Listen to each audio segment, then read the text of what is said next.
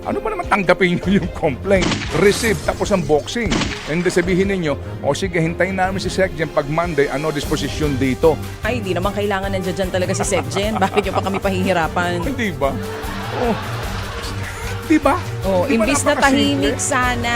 Oh, kayo talaga. Kasi kung Okay. sinasabi din, yun nga pinagtataka ko eh. Sana sa ibang mga individual o opisyal ng gobyerno, huwag na ho itong gawin pang komplikado. Ang ilang mga bagay na simple na magbibigay po ng marami na namang pagdududa sa ilan. Wala namang question doon sa pagbiyahe, yung timing ng pagbiyahe ni Secgen Garapil. Na ito ho ay matagal na ho naka-schedule. Okay po tayo, naniniwala ako doon. No question. Pero ba't mo naman kinakailangan pang gawing komplikado ang napakasimpleng ministerial na bagay? Kaya tuloy ngayon ang iba nagdududa na kesyo talaga may planted na impeachment complaint, kesyo hindi pagbibigyan ito, kesyo sinasadya ito. Sa napakasimpleng bagay, di po ba? Ano ba sinasaad ng ating saligang batas? Ano ba elemento nung pong paghahain ng impeachment? Dadalawa lang naman yan. Amen. Ito muna. Bago itong ating isa pong impormasyon na gusto namin ninyong malaman, maaga-aga pa lang, pero mamaya pong ating full disclosure, ika nga. Ano ba ang balita today? Tayo nakikinig nga sa mga balita, parang same.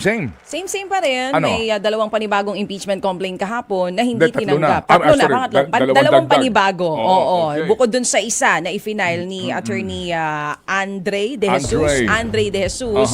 At ito nga po ay galing naman sa grupong Bayan at sa grupo po yung mga supporters ni VP Sara, yung kabila. Pero parehong hindi po ito tinanggap ng Office of the Secretary General dahil lang sinasabi, wala daw doon ang SecGen. Nasa Taiwan kasi para tumanggap ng isang award.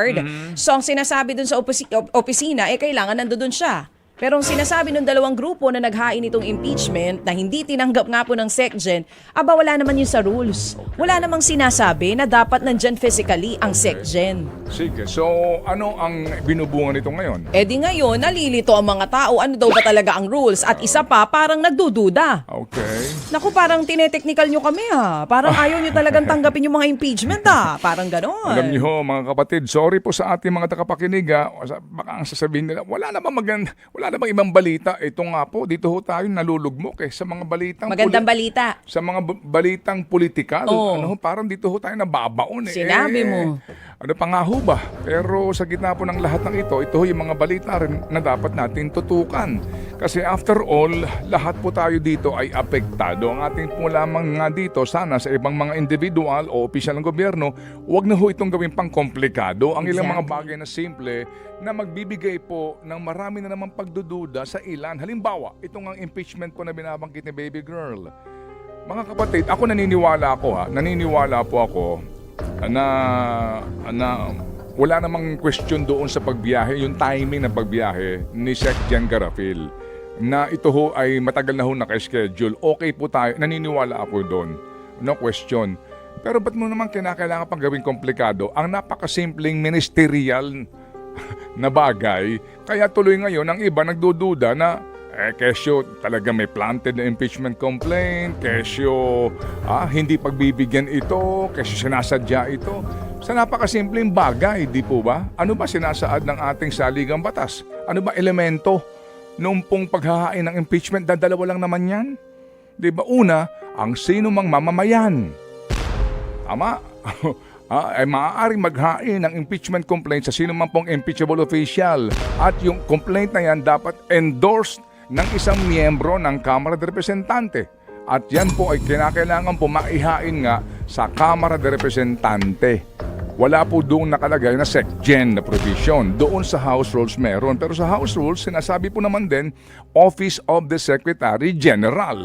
Ganun po kasimple ito. Hindi na po ito komplikado pa. Ano ba naman tanggapin nyo yung complaint? Receive, tapos ang boxing. And sabihin ninyo, o sige, hintayin namin si Secgen pag Monday, ano disposisyon dito? Kung ito ba ay agad na itatransmit sa Office of the Speaker, nang sa ganun po, maisabay na yan sa isa na nauna o kaya po naman kung anong kanilang disposisyon. Tsaka tayo magduda na kapag hindi inaksyonan itong dalawa at inuna ng referral yung unang complaint. Eh di ngayon pong weekend, may pag-uusapan kami. Oo, Nakita ho tama. ninyo? Di ba? Oh, Di ba imbis na napakasimple? tahimik sana. Oh, ang ginamit ng salita ni Sir Nery Colmenares, si attorney, Oo. highly suspicious daw ito.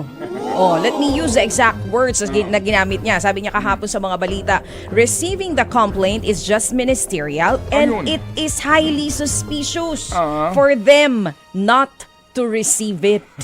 Yun ang sinasabi niya. Oh. So anong gagawin natin ngayon? Okay. So, well, maliban na lang kung talaga yun ang kanilang balak.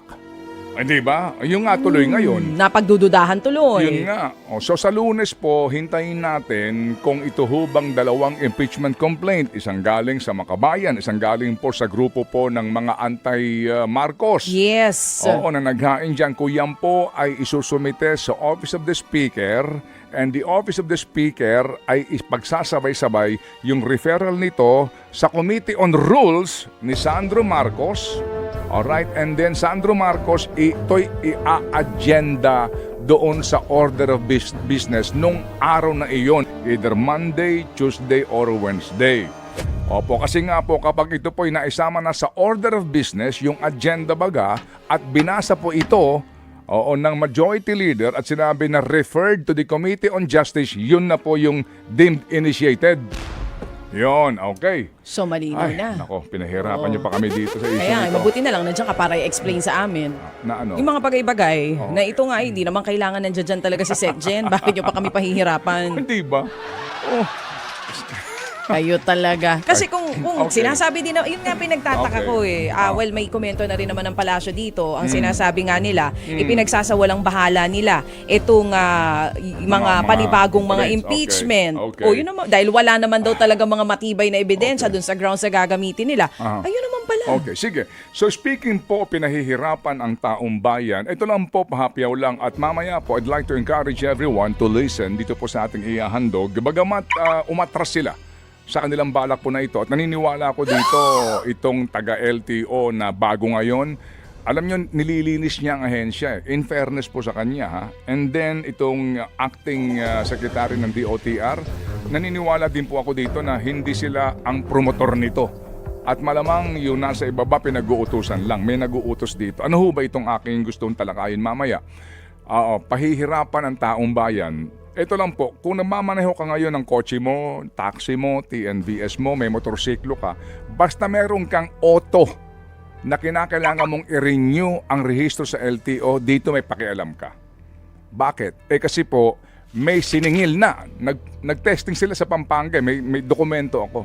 60 pesos na karagdagang babayaran, okay, mamaya na yan set, 60 pesos na karagdagang babayaran sa iyong pagpaparehistro. 60 pesos. Ikaw na nagmamaneho ng kotse, baka sabihin mo, hindi na bale, 60 pesos lang naman yan. Maliit. Ikaw na may Okay na. motorsiklo, hindi na bale. Iisipin 60 mo, maliit lang naman. 60 pesos Sige lang na, naman okay yan. na yan. Dati po, Oo. 40 lang yan, ha? Oo. Ginawang 60. Oo. Okay, ngayon, anong pakialam natin dito? Sige, so 60 pesos ang singil sa bawat renewal ng rehistro. Okay. 60 pesos. Kung ikaw lang mag-isa, paano po kung yung 60 pesos na yan times 10 million?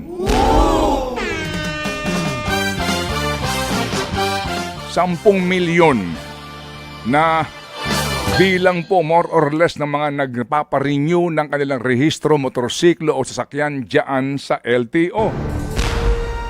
Hindi ho ba 600 million pesos yan?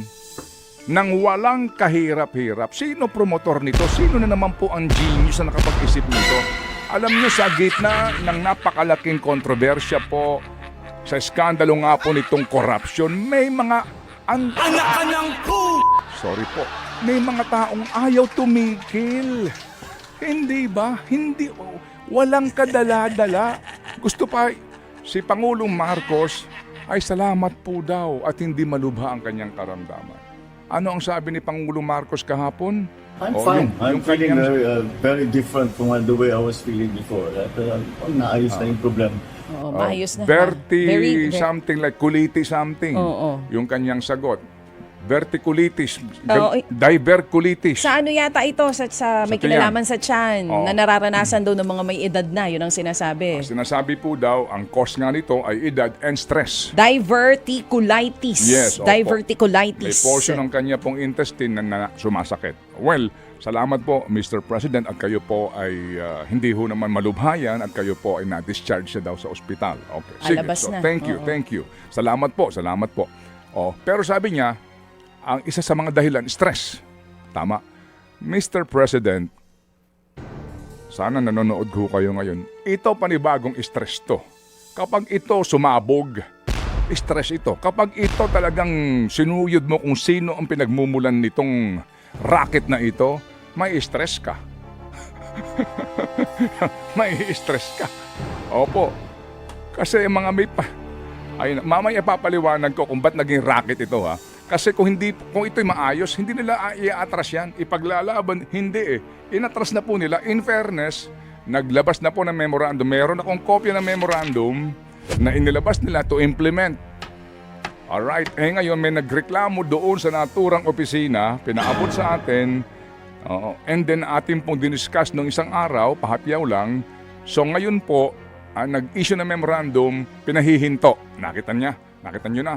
And then sinabi daw, medyo pag-aaralan pa, etc. Pero mamaya, ipapaliwanag po sa inyo kung gaano po, kaswitik itong mga taong ito. Walang kahirap-hirap.